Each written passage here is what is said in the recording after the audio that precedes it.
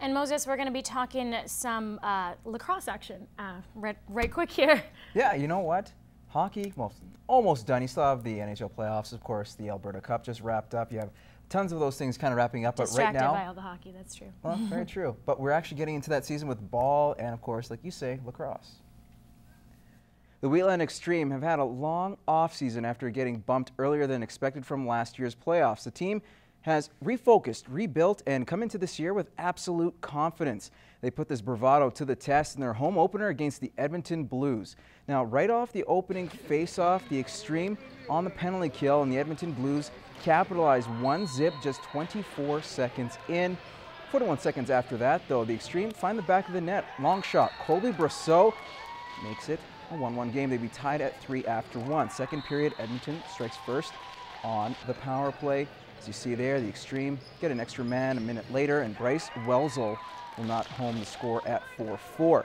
Now, the Extreme 2 men down shortly after.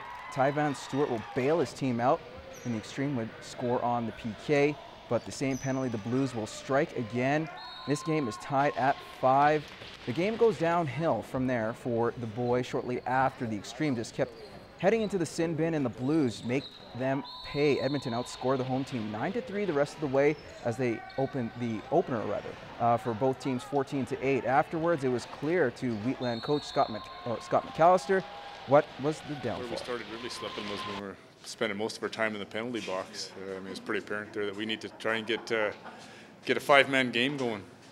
It's a huge eye-opener. You know, we really have to figure out what we got to fix here, and it's better to get it out in the first few games of the season than, you know, before playoffs. So we'll figure out, and in the next few practices, we're going to get it all cleaned up, and we'll come back strong in the weekend. The Bobcats officially presented their new head coach to the city. Ryan Parent outlined his long-term plan for the team, one that goes deeper than just the on-ice performance, as Parent will also take the role of Director of Hockey Operations. Emmett Murphy has more. The off-season storyline that has everyone wondering about next season is the Bobcats have 12 roster spots that need to be filled.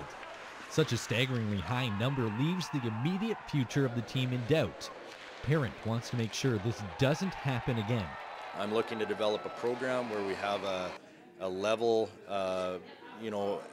amount of attrition each year, so we're not looking to fill half a roster, each season. The recruitment process has already bore success. Parent has snagged the captain of the Notre Dame Hounds, 6-foot, 200-pound defenseman Clay Van Diest from Helena, Montana. A little bit different twist for a fella from the States who will be up here playing in Lloyd. If you go down to Montana or Minnesota, and it's huge hockey. Like, the only real team that recruits down there actively is Vernon. We want those kids to come to the Bobcats. So recruiting's huge. This quick, bold signing is the first in what the Bobcats hope is a trend of significant out-of-province recruitment. I'm looking to develop a system of recruiting where we know certain prospects are coming into Lloydminster and they want to play here. So we're going to probably fill our import quota. I mean, we're allowed 8. He's got connections in all 3 western provinces. We've got a guy that we know very well that works through the Quebec League. It's all about networking, and hockey's a small world. Parent says he will still look to both sides of the border for players and will be relying on returning rookie Manny Marcineau for scoring next season. When men's volleyball head coach Daryl Ford retired after the 2011-12 season, the athletic department didn't have to go far to find his successor. Moving over from the women to the men's side, it's going to be a transition, but an exciting one.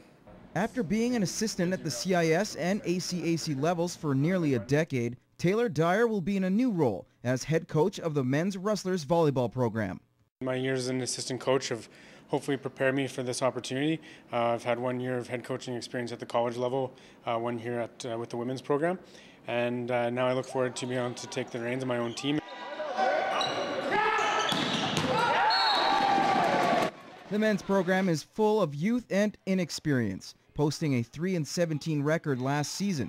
Taylor agrees it was a tough year, but there are some positives going forward. They've been young for the last couple of years, and I think we have about 12 returning, is from what I've been told. So we're going to be that much more experienced next year, and I think the guys are excited for a new opportunity, a new chance to show a new coach what they can bring to the table. And Taylor is wasting little time in his new role. Recruiting is going to go hard here in the next few weeks. It's a little bit late to get started, but again, another opportunity. So whatever we need to fill, I'll do my best to go out there and find the players that can make us get better.